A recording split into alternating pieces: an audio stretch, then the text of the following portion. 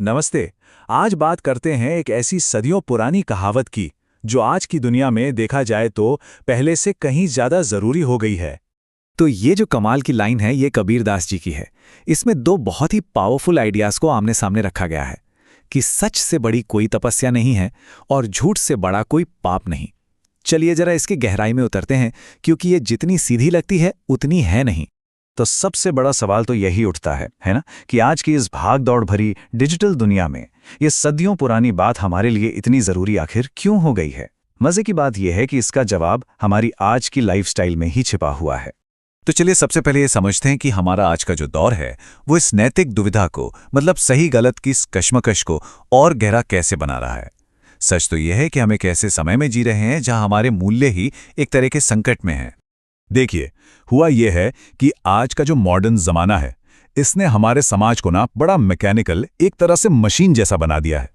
हम सब एक तय ढर्रे पर चल रहे हैं और इस भागम भाग में जो इंसानी रिश्तों की गर्माहट थी वो कहीं गुमसी हो गई है। और ऊपर से ये जो कंज्यूमर कल्चर है, मतलब हर चीज पाने की होड़, इसने हमें चीजों के पीछे इतना बेसब्र कर दिया है कि हम अक्सर सही और गलत का फर्क ही भूल जाते हैं। बस किसी भी तरह से चीजें हासिल करनी है, रास्ता चाहे कोई भी हो। और इसका असर देखिए बहुत गहरा है। सामाजिक रिश्ते कमजोर पड़ रहे हैं, परिवारों में वो अपनापन, वो आत्मीयता घट रही है।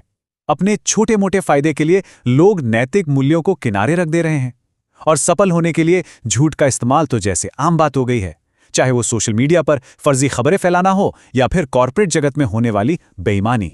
तो चलिए अब कहावत के पहले हिस्से को पकड़ते हैं। सच को सबसे बड़ी तपस्या क्यों कहा गया है?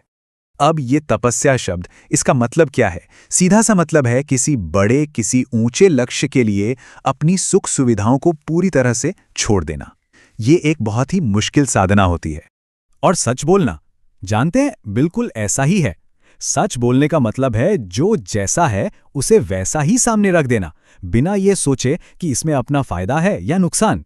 ये इंसान की उस आदत के बिल्कुल खिलाफ है जो अक्सर लालच में या बस आलस में आकर हकीकत को थोड़ा बहुत बदल देती है। इसीलिए सच बोलना वाकई एक तपस्या है। ठीक है, तो अब आते हैं सिक्के के दूसरे पहलू पर। झूठ को सबसे बड़ा पाप क्यों माना गया? तो पाप का मतलब क्या हुआ? पाप मतलब कोई भी ऐसा काम जो गुमराह करे, जो हमें हमारे जरूरी काम करने से रोके। ये एक ऐसा काम है जो सिर्फ दूसरों को ही नहीं बल्कि खुद को भी नुकसान पहुंचाता है। तो समझ रहे हैं, झूठ बोलना सिर्फ एक गलत बयान देना नहीं है। नहीं, ये तो एक तरह की चोरी है। इसमें हम तथ्यों को छिपाते हैं, हकीकत को तोड़ मरोड़ कर पेश करते हैं। इससे होता यह है कि हम दूसरों से सच्चाई छीन लेते हैं, और जब उनके पास सच्चाई ही नहीं होती तो वो सही फैसले कैसे लेंगे? तो अब देखिए, हमारे सामने दो रास्ते बिल्कुल साफ साफ है।